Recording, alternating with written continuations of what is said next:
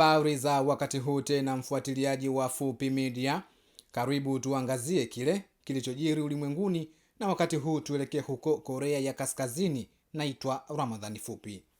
Rais wa Korea ya Kaskazini Kim Jong-un amemuonya rais wa Marekani Bwana Donald Trump kuhusu mpango wake wa mfumo mpya wa ulinzi wa kombora la Golden Dome.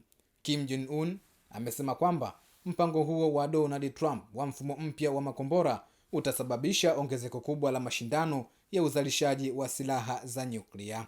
Pia rais huyo wa Korea ya Kaskazini Kim Jong-un ameonya kwamba kama Marekani imeamua kuja na mpango huo wa uzalishaji wa mfumo mpya wa Golden Dome, basi Donald Trump asithubutu hata siku moja kuyazungumzia mataifa mengine ambayo nayo yatakuja na mifumo mipya ya silaha za kujilinda. Golden Domes ni mfumo mpya wa kujilinda uliozinduliwa na rais wa Marekani Donald Trump, ambapo mfumo huo una uwezo wa kushambulia makombora yaliyotegwa ili kurushwa kabla hayajaanza kurushwa. Kulingana na ofisi ya bajeti ya bunge la Congress nchini Marekani, imesema kwamba mfumo huo unakadiriwa kugharimu dola bilioni 542 katika kipindi cha miaka 20. Kufuatia mpango huo wa Donald Trump, rais wa Korea ya Kaskazini Kim Jong-un ameonya juu ya mpango huo, akisema kwamba hii itasababisha vita vya ongezeko la uzalishaji wa silaha za nyuklia ulimwenguni.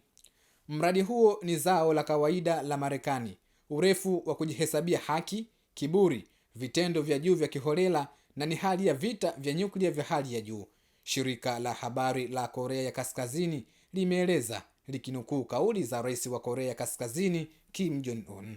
Kim Jong-un amesisitiza kwamba kama Marekani imeamua kuja na mfumo huo wa Golden Dome, basi isije kuyalaumu mataifa mengine yanapoamua kuja na mifumo yao ya kujilinda, hata kama ni silaha za nyuklia. Mfuatiliaji wa Fupi Media, hayo ni machache yaliyojiri wakati huu ambapo rais wa Korea ya Kaskazini Kim Jong-un amemuonya rais wa Marekani Donald Trump kwamba mfumo huo wa Golden Dome utasababisha ongezeko kubwa la uzalishaji wa silaha za nyuklia, lakini pia amesema kwamba kama Trump ameamua kuja na mfumo huo, basi asije kuyalaumu mataifa mengine yanapokuja na mifumo yao mipya, hata kama ni ya silaha za nyuklia. Basi na wewe una nafasi ya kutoa maoni yako kwa kusubscribe, kulike, kushare pamoja na kucomment, ili uwe wa kwanza kupata taarifa kutoka ulimwengu mzima.